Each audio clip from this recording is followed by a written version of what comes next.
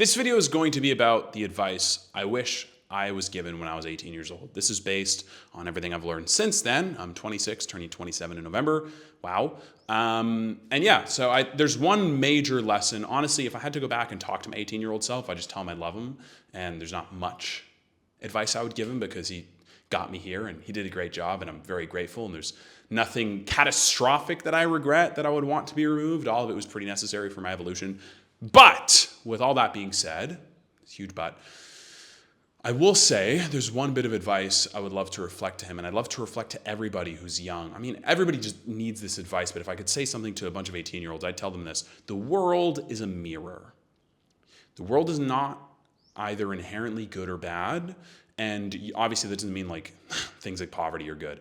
But how the world operates is it's not worried about morality. It's not worried about good or bad. It just reflects how you see it. There are a lot of people I know out there who are very kind, very loving, easy to be around, but their view on themselves in the world is just 0 out of 10. So what they get back are experiences that reinforce that belief because they don't feel worthy of good things, because they don't feel worthy of making more money, because they don't feel worthy of a high-paying career or a job that's fulfilling or a cooperative, fulfilling, life-giving, nourishing relationship. They don't get those things because they don't believe they can change. They don't. It's much easier for them to stay stuck in the current mindset they have because our mind really likes familiarity over everything.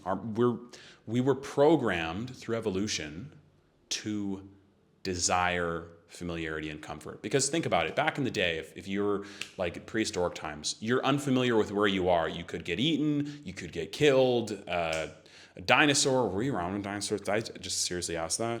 Anyways, moving past that. You could be eaten by a tiger, a hippo. Were hippos killing people? This video is really exposing how little I know about prehistoric times, but that's okay. You understand what I'm saying. There are other animals, other things out there that are likely to kill you. If I leave this Airbnb, a tiger's not going to come kill me. The odds of that happening are literally next to 0. But at the time, if you were in a place that you didn't recognize where you were,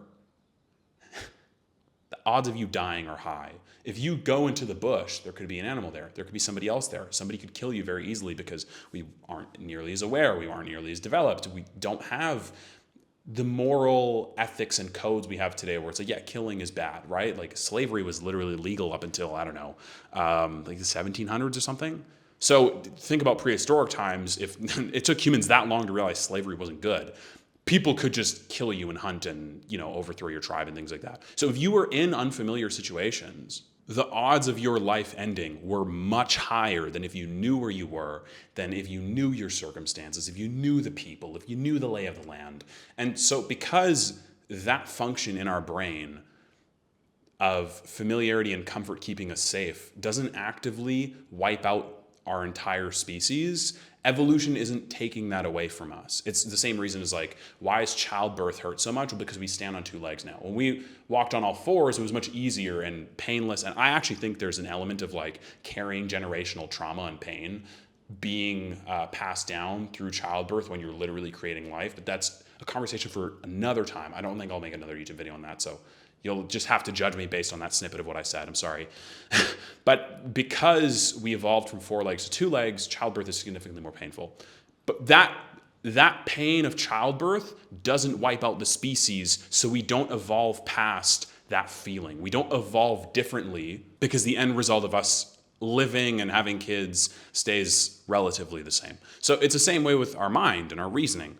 Because our love of familiarity with the subconscious mind isn't something that causes us to die off as a species, it stays with us. So you have to be very, very intentional to work with it and rewire your brain differently. You have to do your absolute best to choose new patterns. You have to do everything you can. You have to literally brainwash and program yourself to get the outcomes that you want. And it's an active, alive process, but it's one that's very, very important. So to relate this back to the point of the world as a mirror, if you see that the world is full of beauty and you want to attract more of that, fill your subconscious mind with ideas, thoughts, explanations, charitable outlooks on how the world works and how you want things to go. It will reflect that back to you. It's like there was this great reel I saw recently where it talks about if you're walking with a hot cup of coffee and somebody bumps into you and you spill hot coffee all over yourself, it's really easy to say, oh, wow, you just spilled hot coffee all over me. No, you spilled whatever was in your cup. If you are walking around with cold water, you'll get splashed with cold water. So when somebody triggers you, when something triggers you, what is inside of you will come out. And it's inevitable that you'll get triggered. The world is a very triggering place. And I actually think that triggers are wonderful invitations to explore what's going on deeper inside of us. So focus on what is inside my cup, because the world will reflect that back to you. The world is so accessible today with social media. You can talk to people all around the world. You can see videos on politics, on conflict on things that can make you so triggered and so riled up.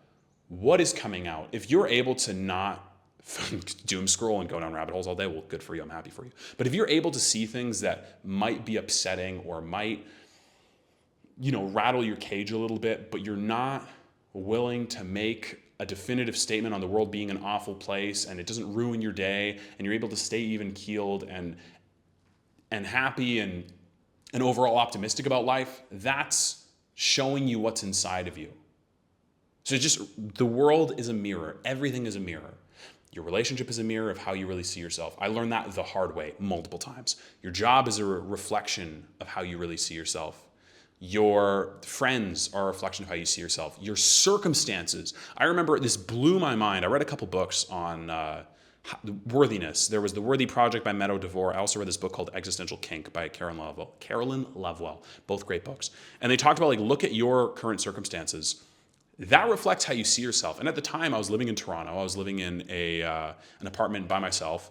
And I was living just off of King Street West. So yeah, just off, which is like the main street for parties, clubbing, going out. But I didn't go out.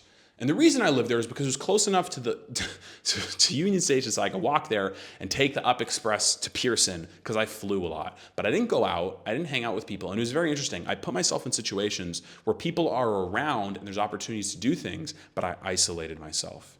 I went to the gym in my building. It was good enough. It had a squat rack and a bar and all that stuff. I literally only left my apartment to go to the store. And it was because I felt so deeply unworthy and I wanted to isolate myself because I didn't like myself. And that was a huge eye-opener for me. Everything else reflected that in my life at the time. And it took a while. It's a process, right? There's many layers. There's many levels to changing your life on a deep level and facilitating deep, lasting, sustainable change. But I didn't realize how the world was reflecting my own internal state. And when you can internalize that, when you realize that everything around you, how people treat you, how things seem to go in your favor or not, is just a reflection of what you're going through, it completely changes your life. So internalize that. Ask yourself what your circumstances, what your life, what your situation is saying about you and how you see yourself, and about what's going on inside you. And I promise you, your life will change. That information is so, so powerful and has the ability to help you make your life heaven or hell. Anyways, that's today's video. I'm running out of things to say. I'll talk to you guys later. If you want to say hi, you know where to find me. If you came from my Instagram, thanks so much for hanging out. Peace.